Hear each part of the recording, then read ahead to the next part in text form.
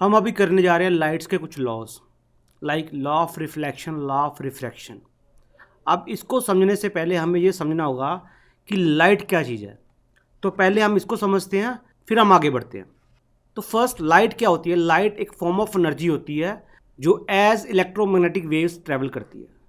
अभी इलेक्ट्रोमैग्नेटिक जो वेव्स होती है, इसकी जो नेचर होती है वो ट्रांसवर्स इन नेचर होती है।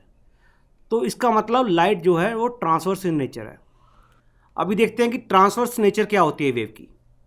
तो मान लो ये आपका वाई एक्सिस है, ये एक्स एक्सिस है, तो वेव ऐसे ट्रैवल करेगी, कभी हाई बनाएगी कभी लो बनाएगी। तो ये है ट्रांसवर्स नेचर।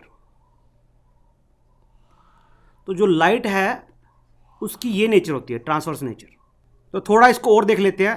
फर्स्ट फिगर में आपकी ट्रांसवर्स वेव कैसे ट्रैवल कर रही है। देखिए ये यहाँ पे कहीं पे हाई बना रही है, लो बना रही है, ये ट्रांसवर्स नेचर है। ये 3D फॉर्म है ट्रांसवर्स नेचर की। ये आपको विकीपीडिया पे मिल जाएंगे ये इमेजेस। देखिए कैसे फॉर्म हो रहा है ये आपका।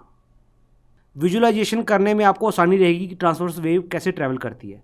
तो जैसे मैंने वहाँ पे फिगर बनाई थी, ये यहाँ पे क्रेस्ट बना रहा है, यहाँ पे ट्रफ बना रहा है, और यहाँ पे दो क्रेस्ट के बीच में या दो ट्रफ्स के बीच में जितनी डिस्टेंस है उसको हम बोलते हैं वेवलेंथ।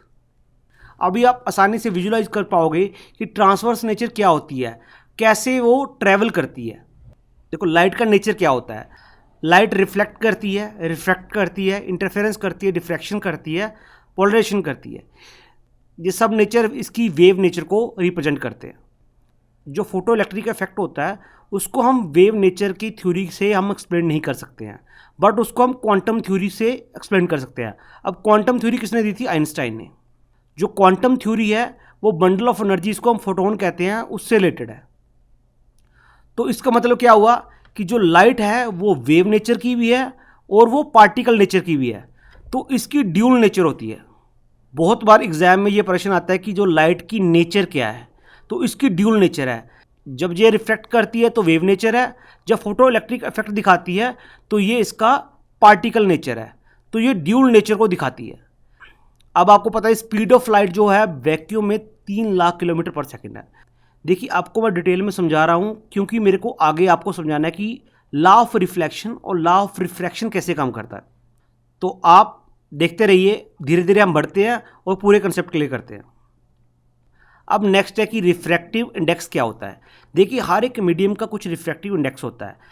इसका जो फार्मूला होता है वो है speed of light in vacuum divided by speed of light in medium. कि स्पीड ऑफ लाइट जो वैक्यूम में है लाइट की, जैसे 3 लाख किलोमीटर पर सेकेंड, इसको ऊपर ले लो, नीचे आप रखोगे कि उस मीडियम में, उस पर्टिकुलर मीडियम में जिसका आप रिफ्रैक्टिव इंडेक्स देखना चाहते हो, उसमें लाइट की स्पीड कितनी है। अब इन दोनों की रेशियो को बोलते हैं हम रिफ्रैक्टिव इंडेक्स। ठीक है, अब रिफ्रैक्टिव इंडेक्स का पता चल गया। जितना रिफ्रैक्टिव इंडेक्स कम होगा उतनी ही स्पीड ऑफ लाइट जो है वो ज़्यादा होगी उस मीडियम में। इस चीज़ को भी आप याद रखिए, ये आपको काफ़ी हेल्प करेगा जब हम लॉ ऑफ रिफ्रैक्शन देखेंगे। तो रिफ्रैक्टिव इंडेक्स क्लियर हो गया। Speed of light in vacuum divided by speed of light in medium. अब देखिए टाइप्स ऑफ मटेरियल देख लेते हैं। 3 तरह के मटेरियल होते हैं। एक तो होगा ट्रांसपेरेंट, जिसमें जो इंसिडेंट लाइट है पास हो जाती है, जैसे ग्लास और वाटर। एक होता है ट्रांसलूसेंट, जिसमें जो इंसिडेंट लाइट है वो थोड़ा सा पास कर जाती है, जैसे ऑयल्ड पेपर। अगर आप ऑयल्ड पेपर में कोई बैटरी से आप वहाँ पे फोकस करोगे तो उसकी दूसरी साइड पे थोड़ी सी लाइट दिखेगी, ज़्यादा लाइट नहीं दिखेगी, कुछ लाइट वो पास करने देगा। वो ट्रांसलूसेंट नेचर है उसकी। ओपेक, ओपेक वो होता है जो लाइट को बिल्कुल भी पास नहीं होने देता, जैसे मिरर हो गया, मेटल हो गया। देखिए इस वीडियो में हमने देख लिया कि लाइट जो है वो इलेक्ट्रोमैग्नेटिक वेव है, उसकी ड्यूल नेचर है, उसकी स्पीड 3 लाख किलोमीटर पर सेकेंड है वैक्यूम में। रिफ्रैक्टिव इंडेक्स देख लिया। अब हमने टाइप ऑफ मटेरियल देख लिए। अब हम ये सारे कंसेप्ट लॉ ऑफ रिफ्लेक्शन और लॉ ऑफ रिफ्रैक्शन में अप्लाई करेंगे।